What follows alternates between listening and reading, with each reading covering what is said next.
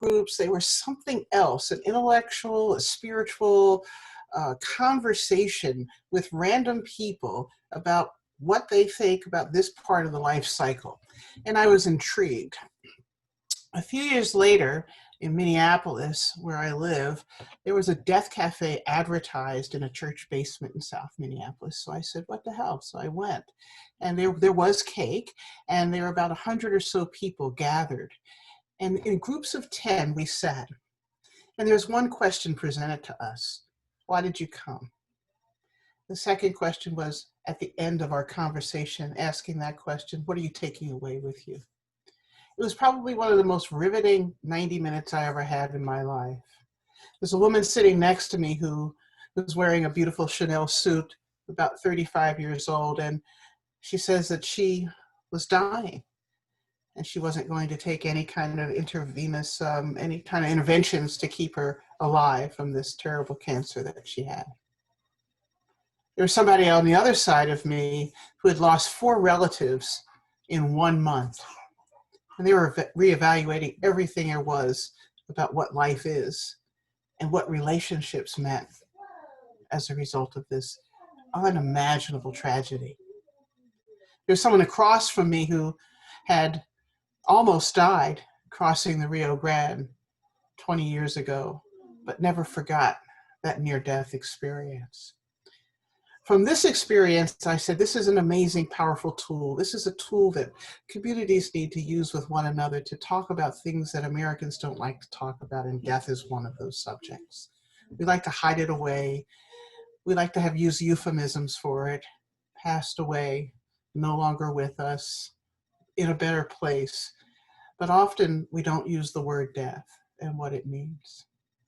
As an African American, death has sometimes for my people been preferable than living as slaves or being on a ship taking me from Africa to America.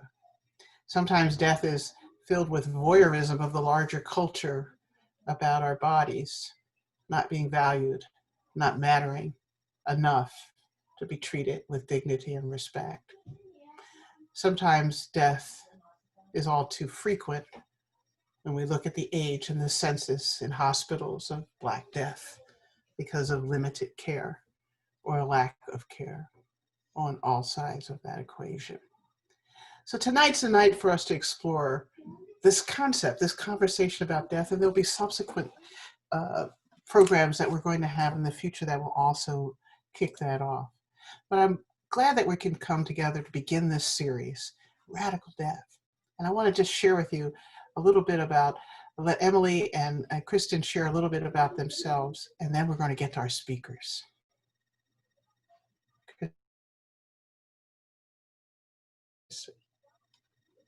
Thanks so much, Karen. My name's Kristen. I am a medical provider in end-of-life palliative and hospice care. And I found that in that space, we do a really shitty job of allowing people to die in our country. We don't have any ritual in that. We don't honor the whole person. And subsequently, that led me to become a death doula and bring some of that into the hospital and the hospital bed. And then additionally, the conversation around death is just void. We don't talk about it even in the death community. We don't talk about it in the hospital. We don't talk about it in families. So I feel fortunate to be able to run the Minnesota Death Cafe and have monthly meetings where people come together and talk about death. Thanks everyone so much for being here. I can't wait for tonight. Everyone, my name is Emily Stacken. I actually met Kristen as she hosted these death cafes in the Twin Cities. That's how we met. And then obviously I'm a student, met Karen at United. I'm a graduate student in the social transformation program. And I really stumbled into the death positive movement community as I processed my own grief. And that's what actually brought me to United to create a project, a service to really try and increase access in terms of education around what does death positive mean? What are green burials? What's a home funeral? How do we talk about death together in community in meaningful ways? And just really excited to have Lashana and Naomi here with us. Both admire their work and just doing amazing things to take this movement forward. And really excited to just be here with you all today. One thing before we start is just want to note, instead of having a Q&A at the very end, please chat your questions into the chat in an ongoing fashion, because we'll have time after each panelist's response to field questions as it relates to that specific topic. So please chat your questions in. All right, Karen, we'll take it from there. Great. Well, Lashana Edmondson and Naomi Williams are from Seattle and Dallas, and respectively. And we're just going to toss out the first question here. And really what I want you to do is talk a little bit about your practice, but what are some of the blessings and the challenges that you would identify in your end-of-life work as a death doula? What impact do systemic barriers and disparities have on end-of-life care in the settings that you're working in? Lashana? Sure. First, I want to say thank you. Thank you for holding this space. I feel really lucky that I get to do this with Naomi. So I want to get that out there. I think the blessings they're all over the place, and they're nuanced. But I'd like to talk about some of the challenges first. I think the challenges are the beast of the system, and it's a system that holds people while they're living and while they're dying. And so I struggle with folks when we talk about like a death positive movement. I feel like we could just talk about like the reality of death, because it is a reality, and like we don't have to be, positive or negative about it, and we can just be real. And that might allow other people to like really access the conversation in a different way. Medical providers and families and friends, if we're not like trying to be cheeky and just being like, hey, like I want to be able to care for you when you die. What's important to you? But the biggest challenge that I think we face when caring for people as they're dying is the lack of care that people receive while they're living. And we'll talk more about that, but what do you think, Naomi? I also want to say that I'm really happy to be sharing this space with Lashana and all of you tonight. I think that this conversation is really important, and it's important for it to be ongoing. So I'm grateful for the space. Lashana, I really love that you said that one of the biggest challenges is honoring life while it's being led, because I feel like that is definitely something that needs to be addressed in this work. I think the blessing of and the curse of what we do is that we get to hold this beautiful, sacred, liminal space that somebody is in at the end of their life and say, I see you, and you don't have to pretend with me. It's okay for it to just be hard or be beautiful or whatever it happens to be for your dying experience. But the really hard part of that is also understanding that the way that our system works, sometimes that space that we hold is the only time that that person has ever been honored in a whole lifespan. It can be the only time where somebody has said, I see you and I hear you, and it's okay to just be. So I think that that is a big blessing and a big challenge as well.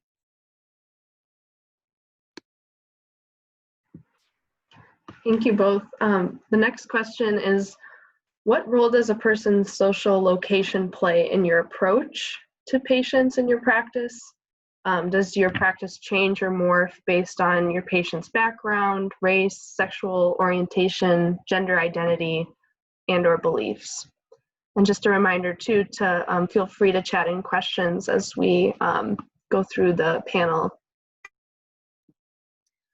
I would say that that backgrounds for me, at least I try to keep things very, very loose. I try to keep my sort of preconceived notions and expectations at a minimum before I meet people. And I don't even want to say that knowing a person's background shifts the care that they get. It's more that it allows me to further understand the intersections that I'm meeting them at and honoring that, whether that's race or age or class or religious beliefs or any or all of them or even beyond that. Um, I think it shifts the care and that you get to further and more richly serve them.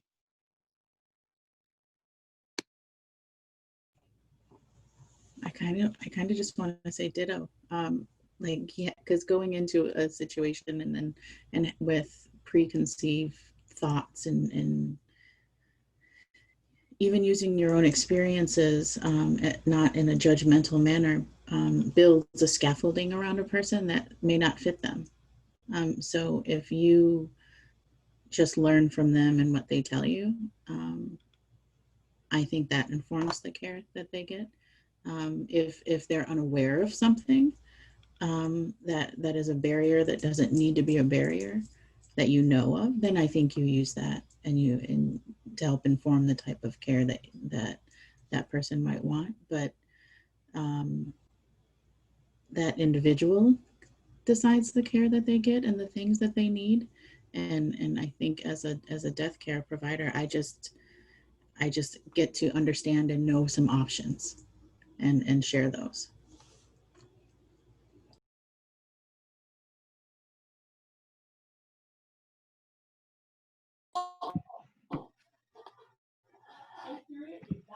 Yeah, I just want to lift up a couple of questions here about the change, like the changing around death. I mean, I know that when I was working as a chaplain in a big city hospital in Chicago, a number of different ones, hospice care was not always available or an option for a lot of African American people.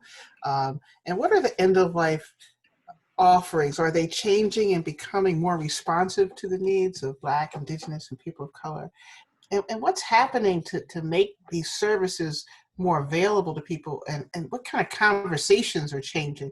Because there were very few, I mean, we often had situations where we're using very aggressive measures to keep people alive no matter what, whereas the options of hospice were seemingly utilized by other communities more often. Now, this was maybe, 5, 6 years ago, but could you talk a little bit about that? I think that systematically things are changing and questioning access and the types of care that people are getting and the how things are not equitable. Like, just talking about all of that as a group of humans has become something that is more regular.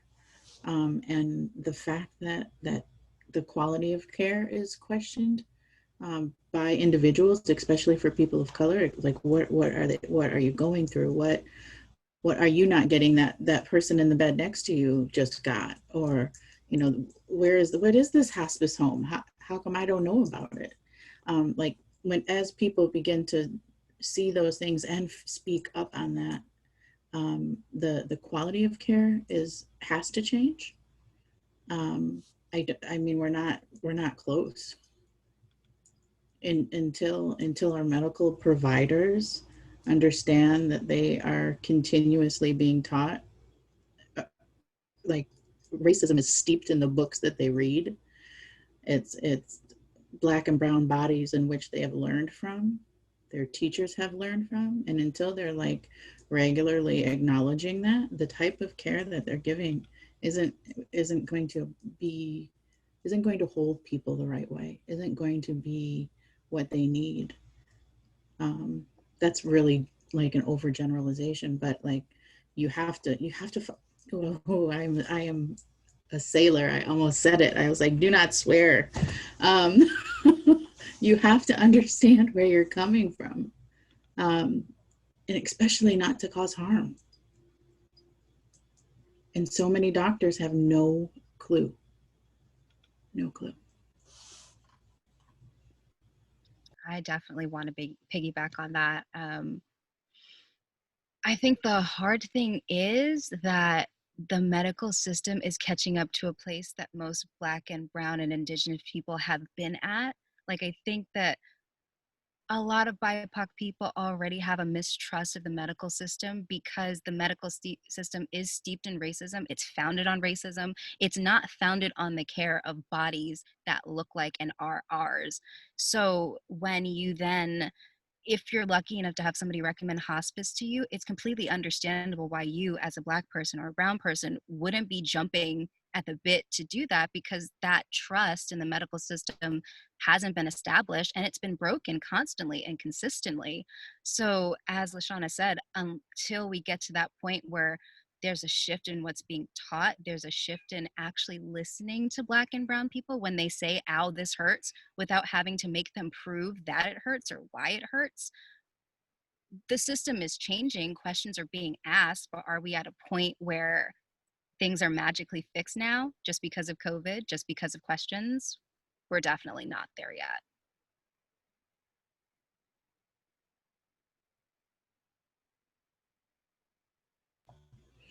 I mean, we can also talk about like access to physicians that look like you. How far do you have to drive to talk to someone that has a shared experience?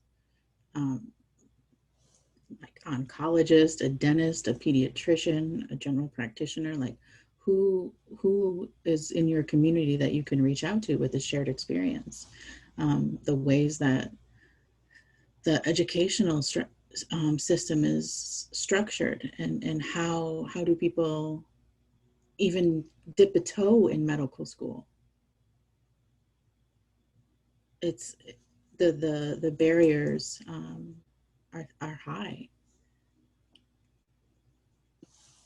And then even within communities, when we're talking about hospitals, we're talking about distance, we're talking about funding. At least in New York, I know back in, I think March it was, there was a story that came out that Andrew Cuomo was thinking about approving at least $38 million in budget cuts for hospitals in my area, which then, if we're talking about care, that looks like being understaffed, that looks like not a lot of Black staff, that looks like having to decide to split ventilators between people, that looks like washing face masks and hand sanitizer, which of course then leads to a steep decline in the quality of care in Black and brown communities.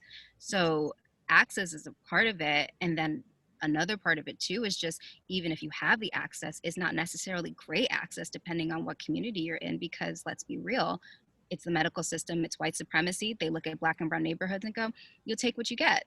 At least you have a hospital in your area.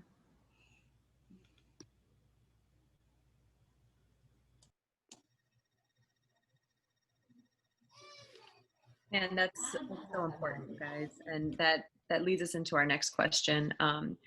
But I just want to say too, I mean, Lashana, you brought up a really good point about like, do not cause harm, but even further than that, do not cause harm, right? But what about provide good care, right? Because they're different. Not doing harm and not giving somebody pain medication. You're not doing any harm by not giving them pain medication, but you're not providing good care either. And so it's like, take it a step further, and like we need to level that playing field in the medical system 100%. And I think you were spot on by your access to medical school, like education, like it's so systemic, right? It doesn't just start at teaching in medical school how to be appropriate in your care, but it goes to, we need to have people of color that are providers, so that when I'm going into hospice, I don't just have a bunch of people that don't look like me and understand my ways. How uncomfortable would that feel? I have not worked with one person of color that's been in hospice. So, and I'm in a metropolitan area. So, it brings me to my next question of, what would you suggest for the greater community to climatize the gap in care offerings, et cetera, for end of life? Looking at the NIH article that came out, noticing that pain medication disparities at end of life. This article in 2012 found that Black people receive less pain medication because of the perception of the provider on what is necessary. So what would you suggest for the community to eliminate that gap?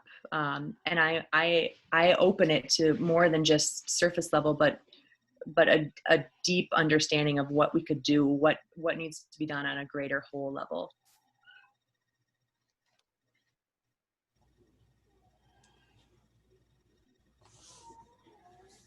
I feel like I keep bringing it back to life because it starts with how we treat people while they're living. How is their health care?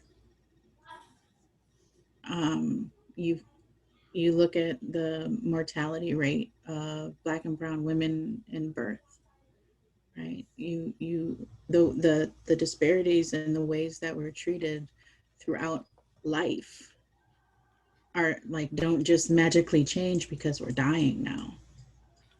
Um, I don't necessarily think that there's like a bridge to like a gap there, but it's like how do we really fix this system and its education and its access and its acknowledging all of the ways that it is wrong and harmful. Because if we don't talk about the ways that it's harmful, then then we're just glossing over and saying, well, let's just fix this. Well, we have to acknowledge all of the all of it. Um, and funding, like to what Naomi said, like this is a capitalist country. It runs on dollars. And if you don't have the supports that you need, like, I mean, we could have hospitals that have advocates, hire health advocates. I mean, multilingual, all these people to support the humans who are coming in for care, who are dying. Like, if they have someone to actually speak their language so that they're not trying to stumble through and just kind of understand these medical terms and all this other stuff, like to really talk about what's important and what kind of care and the things that they want, that's how we start to fix some things. But it's a pointing of that funding at this point. I want to just ask a follow-up question here. One of the things that I've just been reading about a group of sisters in Philly that are holding space for Black death and for grief. It's sort of like a death cafe for a Black community. I was wondering if you could talk about, because Black death and Black life is this conversation that's happening in this country right now, but it's always been there, but one that's actually, is sort of heightened by various uprisings recently. What do you see your role in this movement that's happening right now for Black lives that matter? What do you see your role as someone who is helping us sort of heal and deal with and be open and discuss death, but during this heightened moment where we're trying to basically fight for our lives? I think that it's one of those things where you're both of it and you're in it. You're fighting for Black life and you're fighting for outward Black lives, but you're also fighting for your own, because just because we're Black and we do this work doesn't mean that couldn't be us at any moment. So it's hard. It's really hard work to be clearly in the struggle that you're fighting for. And to also sort of take it back to the question before that, what Lashana was saying about constantly bringing it back to life, I feel is so key to this conversation, because I feel like in the midst of everything that is coming up with Black Lives Matter and just the world at large, I think a question that people should ask themselves that would help them to better support community is that, do you only care when people are dying? Do you only care when Black people are dying? Do you only care when Black life is presented violently and inhumanely? Is that the only time that you tune in long enough to check in and be like, oh, wow, I wonder how my Black and Brown communities are doing? Because if that is, then that's a real question, a real thing you need to sit with. Part of doing the work is valuing life. And if we valued life the way that we say we do, our medical system wouldn't look like this. Our community care wouldn't look as it does. It would look greater. It would look like more. So I think another thing too that people should maybe check in with are, how are you supporting your Black and Brown communities? And that's not only monetary. If you don't have money to donate, which money is always appreciated, but if you see someone in the BIPOC community who's doing the work, are you sharing their work? Are you telling your friends about it? If you can't hire them, are you spreading the word so that they can get hired? Because that is also part of community care, spreading awareness. Thank you both. We've had a couple questions come into the chat related. And the first is, how are you both navigating the racial inequities of healthcare and resulting harm and mistrust in your own day-to-day work practices?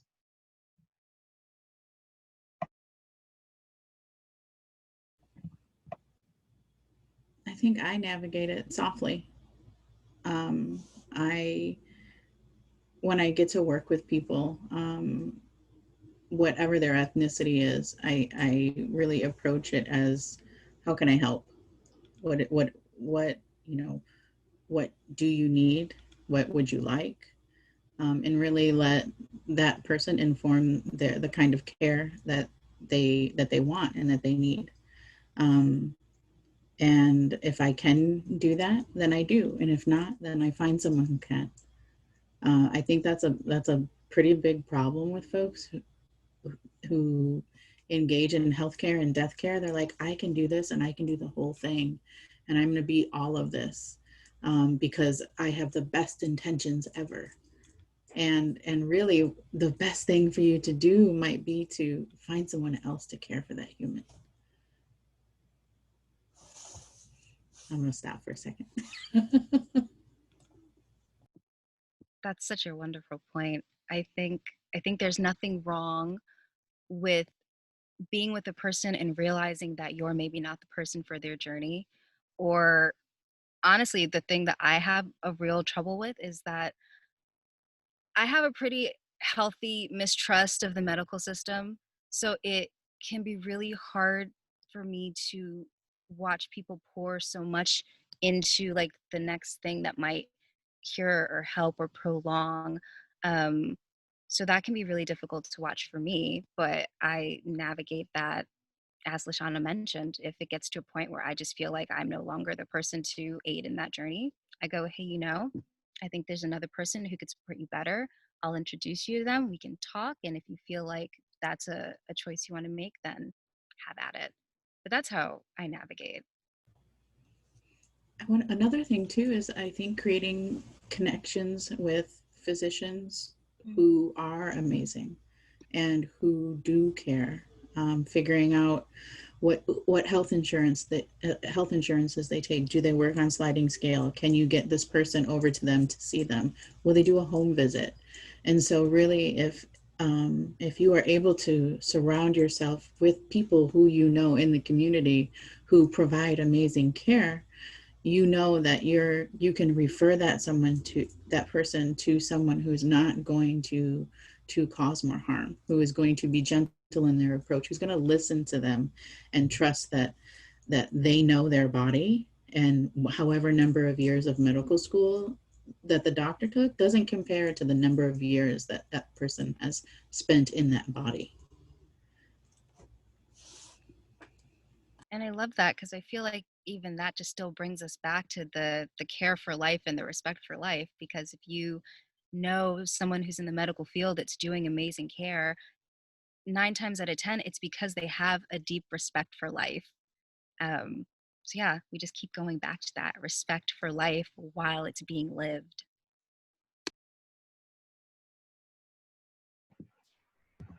Thank you. That's definitely the theme so far of this panel. And another question just came through around, how do you deal with the resistance to hospice in the context of the reality of death, and how does that impact your ability to provide care, especially to the person dying rather than to their family and or support system? So how much of that resistance is increased by racial disparity is the question.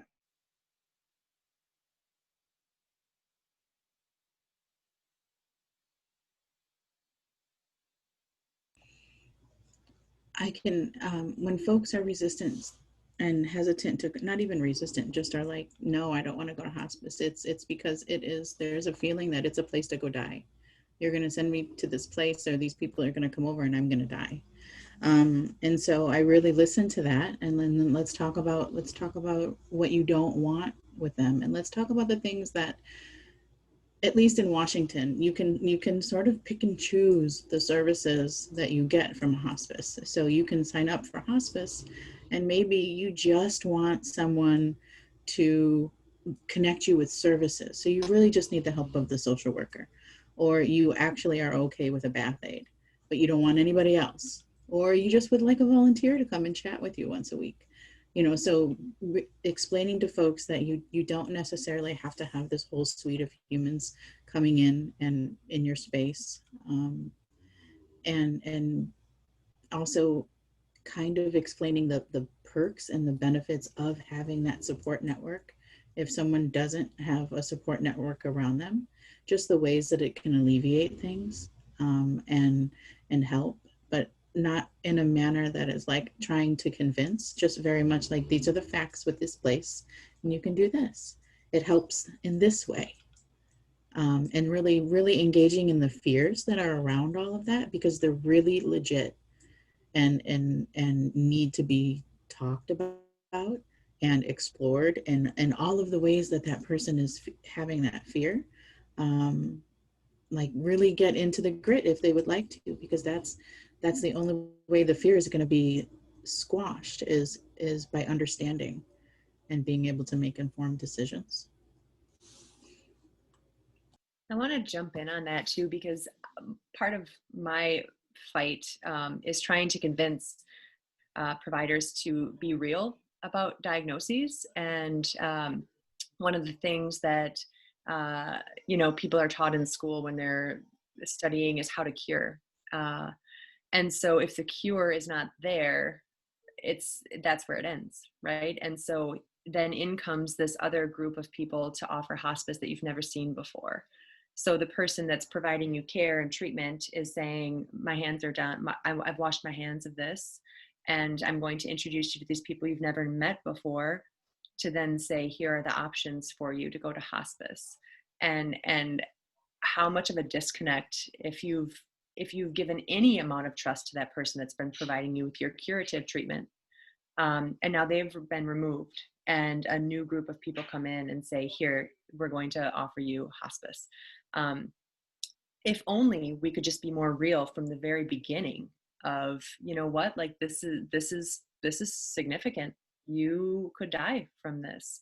And just to meet them so far before and have those discussions, rather than, the 7 days before they end their life, which is the typical length of hospice. Like, how much of a disservice do we do in the medical community by not having those conversations until it's 7 days prior to death? And let's talk about that for a second, because that 7 days, when you bring on hospice, there's a lot of stuff that happens in those days. Like, think about all of the faces that you see that are new, like all of the people who are literally expecting your trust. They feel entitled to your trust. If they're coming in your home, like, you don't have any control over all these folks that are coming in and out of your home. But the typical state, like the span of someone being on hospice is so short. And like, what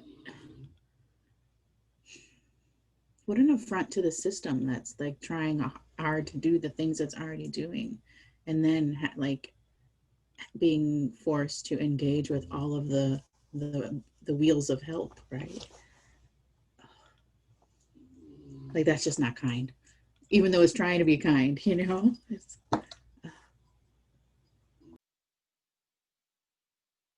I think it goes back to that concept that you were saying of life, right? So it's the moment that someone is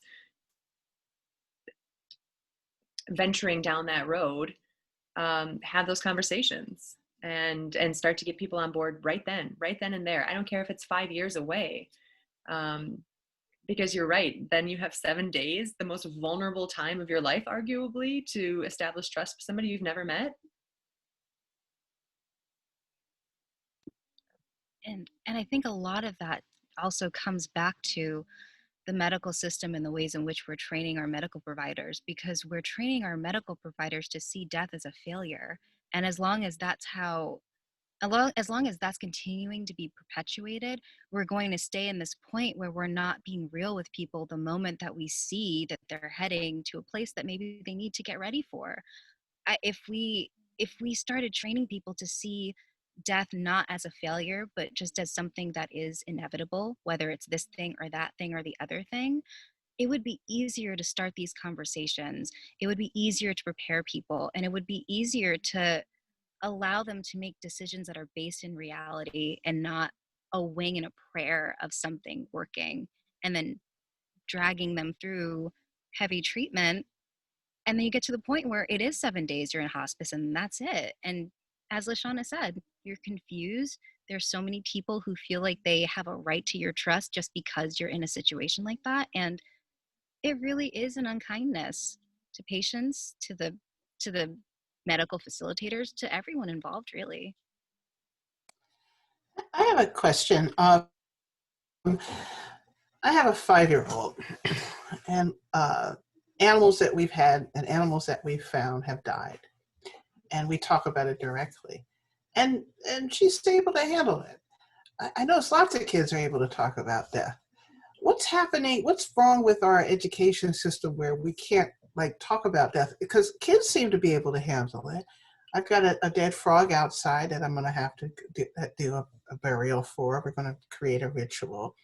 We've got other, dead animals buried in different places around the yard. But what happens between 5 and 50 that changes our understanding of death? I'm just curious what you see as what might be needed in our education system about this topic.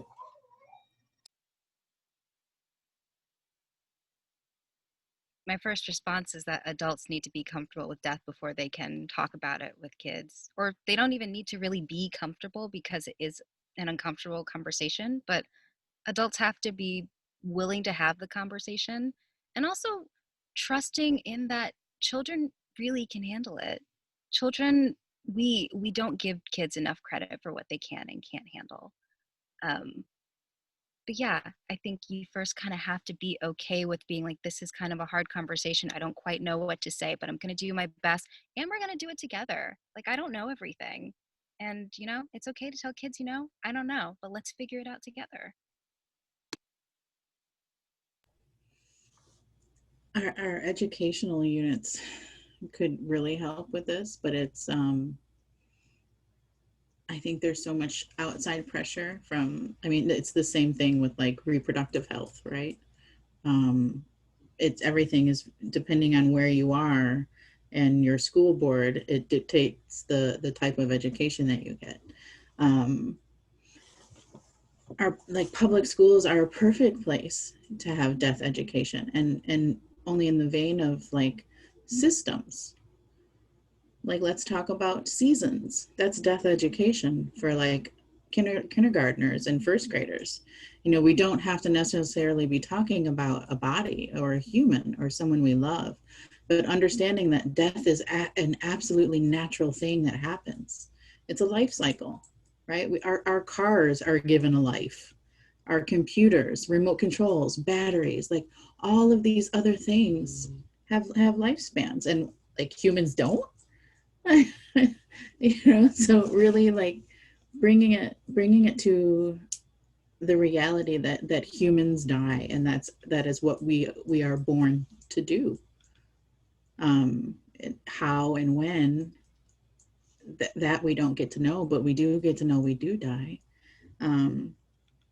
I will share a resource link with you that you can share with folks. I'm going to brag for a moment. My son put together a K-5 mini curriculum that it's a PDF form. So it has books and resources and different ways for you to engage with kids at different grade levels in ways that feel comfortable. But keeping the conversation going, even when it feels scary for an adult, because it might be closer to us, so we think, is important, because then those those babies are better prepared for the losses that inevitably come.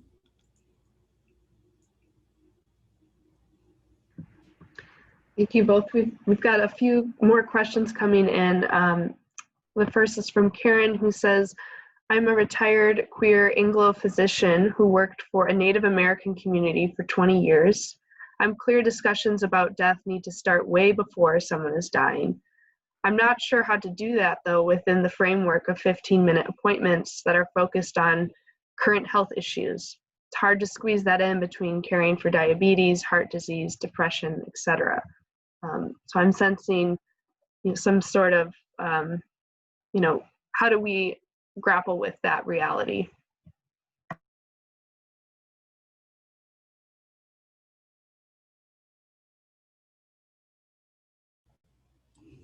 I think that's part of going back to how we care for people while they're living. If when folks got a license in this country, when folks got an ID, they had to complete an advance directive, that would start a conversation. What do I want? Oh, I got to think about this. And if that's, I think at least in Washington, I'm not sure about some other states, but doctors get a 15-minute, they now have a code where they can bill for 15 minutes of advanced care planning, right? So even if it was like a checkup once a year, let's go over your advanced directive, have your thoughts changed.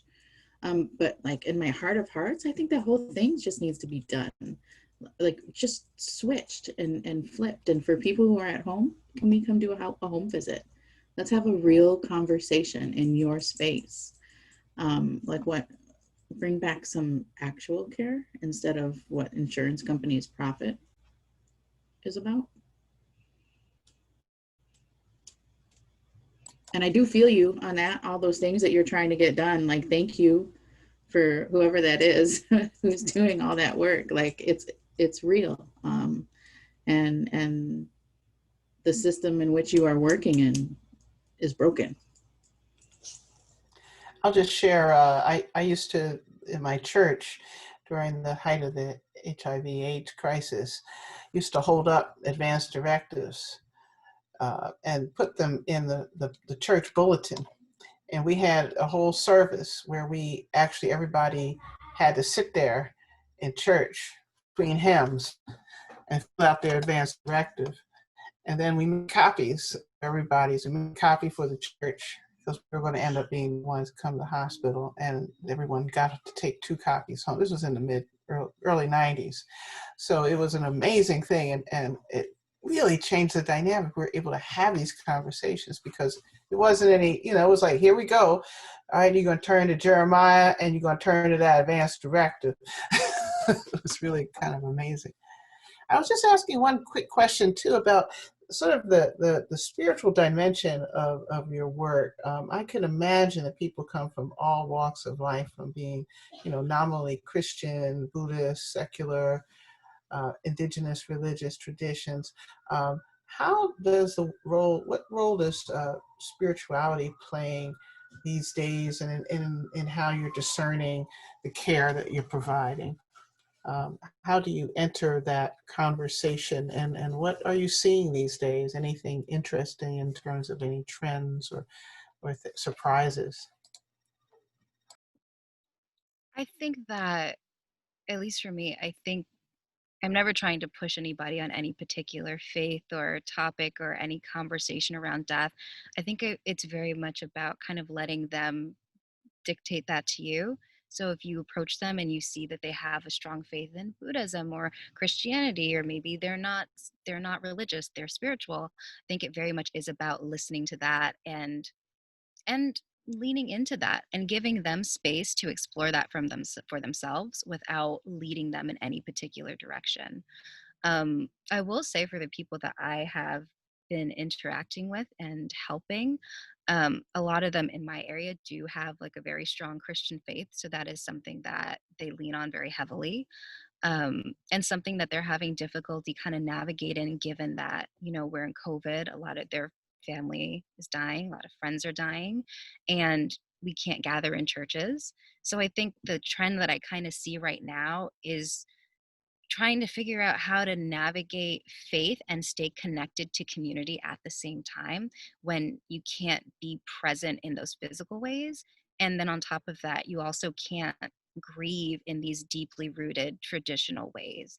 Um, a lot of it too is like creating ritual for yourself and for community to share during this time. Um, yeah, that's what I'm seeing on my end.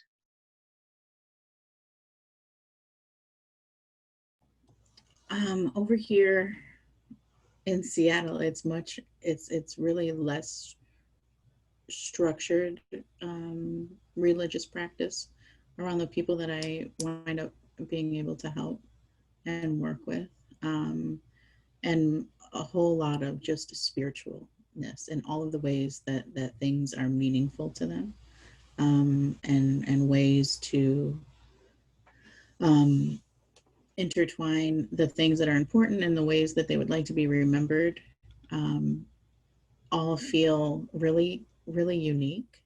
Um, and like in Seattle for our houseless population, when someone dies that is affiliated with this organization, there's a called Leaves With You. There's a leaf that is on our sidewalk, and so the person's name is on our sidewalk, and so like that bit of legacy that someone knows, okay, I'm gonna have this leaf and this is gonna be here, and they're gonna talk about it a little bit, understanding like what's going on. So while there's may not be like a religious tie to the ways that people live their last few days, their energy and their spirit and the goals of their spirit, of what they aspire for their spirit to go on to, are really prevalent and fun to listen to. Oh my God, so magic.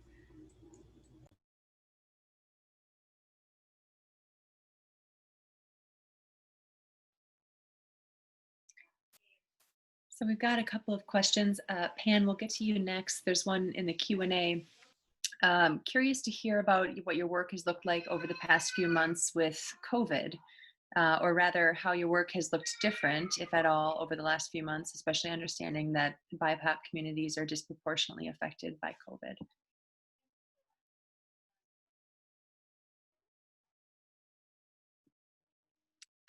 My particular work looks like, and just for some background, I finished my training like late last year, and then right after that, I lost my mother, and then right after that, COVID hit.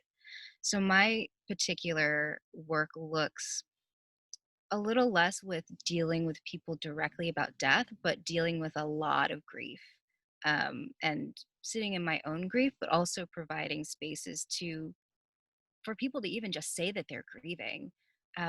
Because I think the thing that's coming up for me where I am is that we have this sort of traditional idea of what we think about when people are grieving. We think someone's sad, we think someone crying, we think someone breaking down. But a lot of the times, the person grieving, you wouldn't be able to spot them on the street. So for me, it's been about opening up spaces where people can say, like, I'm grieving, I'm hurting. It maybe doesn't look the way you expected it to look. I'm maybe not doing the things that are traditionally considered like grief. I'm not performing grief the way that you think of it, but I am grieving. So yes, a lot of my work has been around COVID, has been dealing with the waves of grief, but then also the grief of like marginalized communities, because we're dealing with grief in so many doses. We're dealing with racial inequality. We're dealing with grief around COVID. We're dealing with grief around things that we've lost, like a year of our lives that looks completely different than what we thought it would be. Um, so yeah, that's how COVID looks on my end.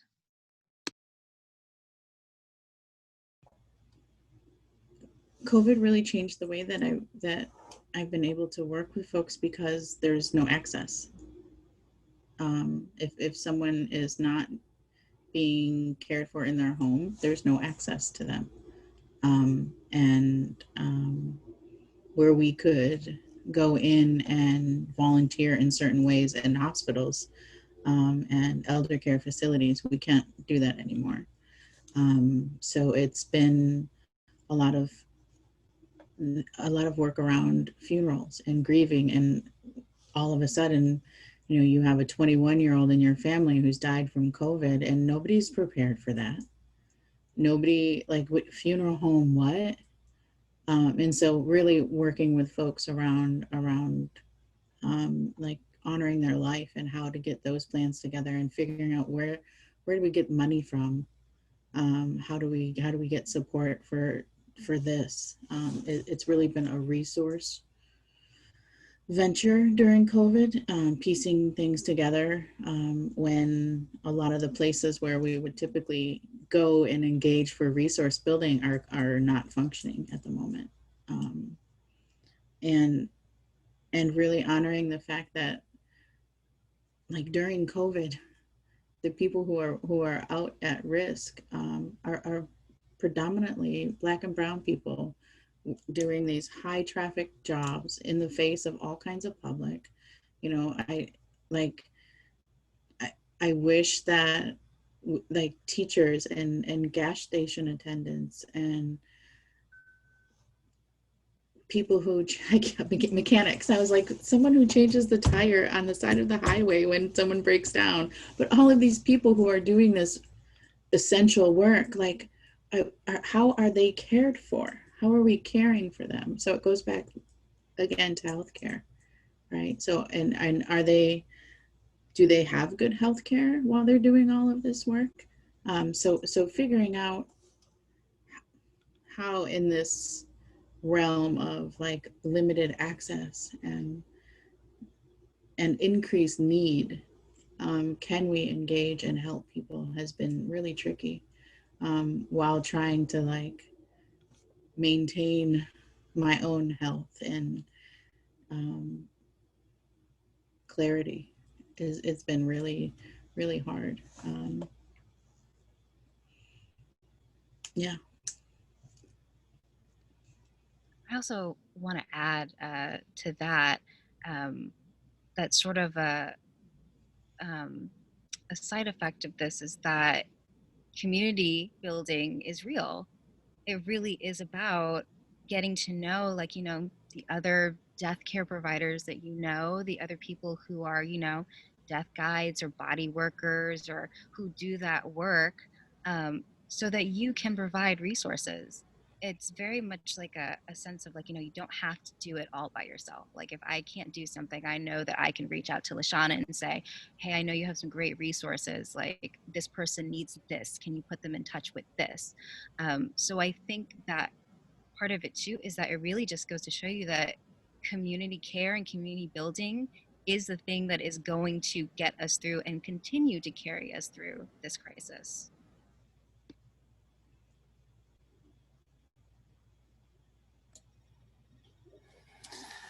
It's interesting. I sort of see Zoom as sort of an underground railroad for a lot of us right now, as a way of just connecting in new ways with one another across distances, and through codes and through this creation of community that is just really remarkable. Even to be able to be with you in New York and you in Seattle and us here in the Midwest tonight, making these connections feels so much like life-giving. So that this is really quite tremendous. Other questions coming in? Got one more question can come in now. Yes, this is coming from Pan. So it looks like, Pan, pardon me, I'm gonna have to scroll up and see. Just some clarity, saying that you're from Canada and hospice maybe means something a bit different there. Hospice is usually a place or location outside of the home, separate from the hospital. Could you briefly summarize what hospice in the process is in the US?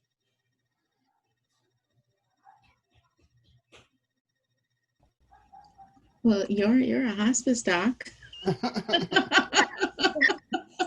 Yeah, so I'm happy to tackle that one. So hospice is traditionally believed to be a location. Even here in the US, most people think we say hospice, it means you're going to a place.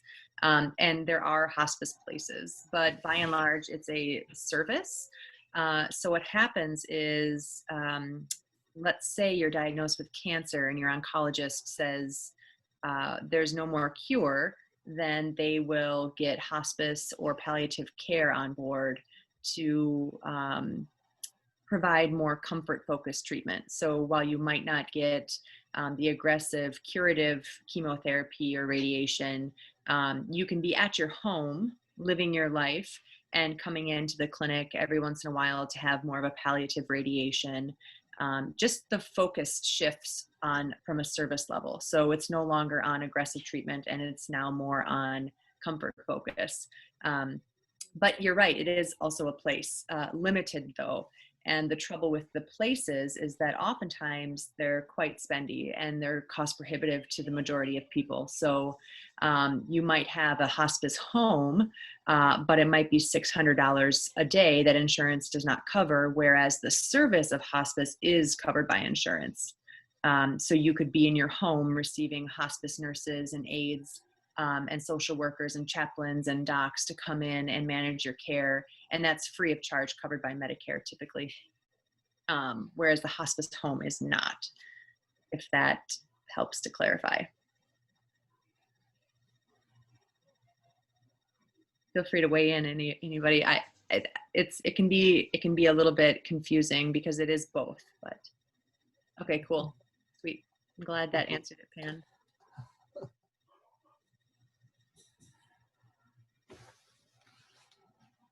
So any final thoughts? We've got just a few minutes here if anyone has any final thoughts.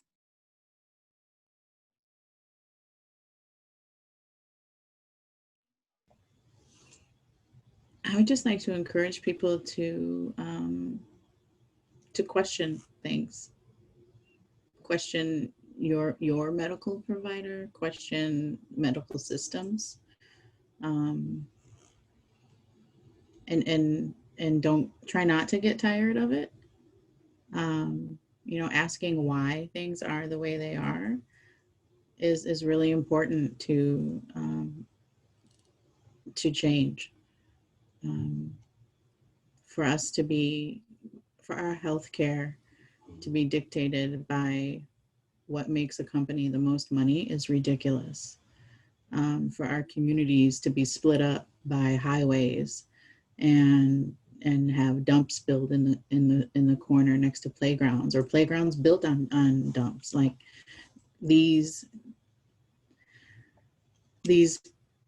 realities, we need to question them and work against them.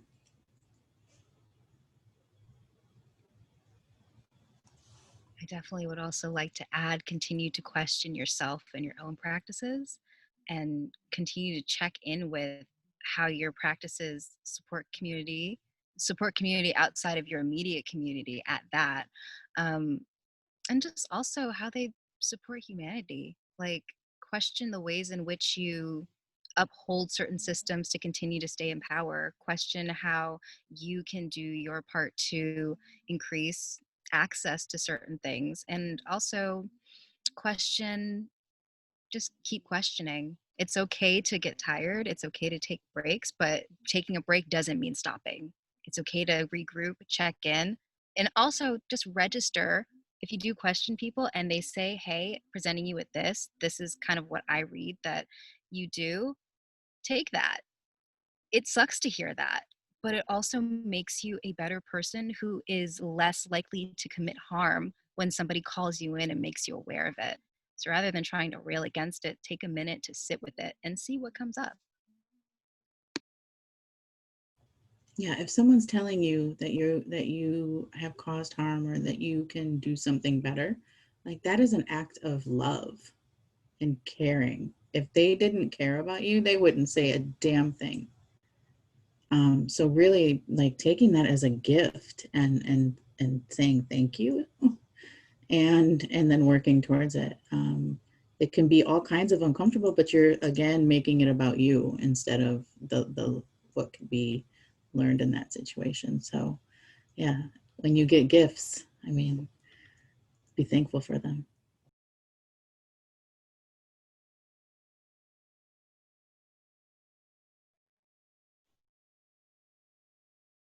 Well, I can't express enough how amazing it's been to sit here in this community, and just hear the thoughts flow and hear the love flow from everyone. It's just really powerful, and continues to drive home this message that there's so much work. We got to do a lot of work. There's a lot of work to be done. But so grateful and humbled that people are out there doing it, and being able to learn from everybody is just really powerful. So specifically, thank you, Lashana and Naomi, for being here tonight. Thanks to the audience for chiming in and answering all the questions, or asking all the questions, and being engaged. Yeah, I feel like I just want to like end it there, but there's like an announcement, and I just hate that part of it, because I just want to like stop there and really, really be grateful for you guys to be here. So I just want to pause after giving you gratitude, because I want you to feel that. And so here's for the announcement. Heads up that part 2 of this 4-part series will be coming to you guys November 1st at 6 p.m. That will explore the nuances of ancestral honoring and how different cultures honor their dead. We will learn from a variety of panelists on how these cultures grieve and honor their dead. And we'll be sending out details for those of you who signed up for tonight. We'll be sending out details and then posting some links on social media as well. But it's just a few weeks away, so November 1st. Yeah, details to come. Thank you so much. And United Theological Seminary thanks you, and our students, I thank you, and all of the people that chimed in tonight. This is a really important subject, and we want to keep it going. So any way that you want to get involved in this process too, let us know and reach out and reach back. Peace to you. Good night, everyone. Night, night. Take care. Bye.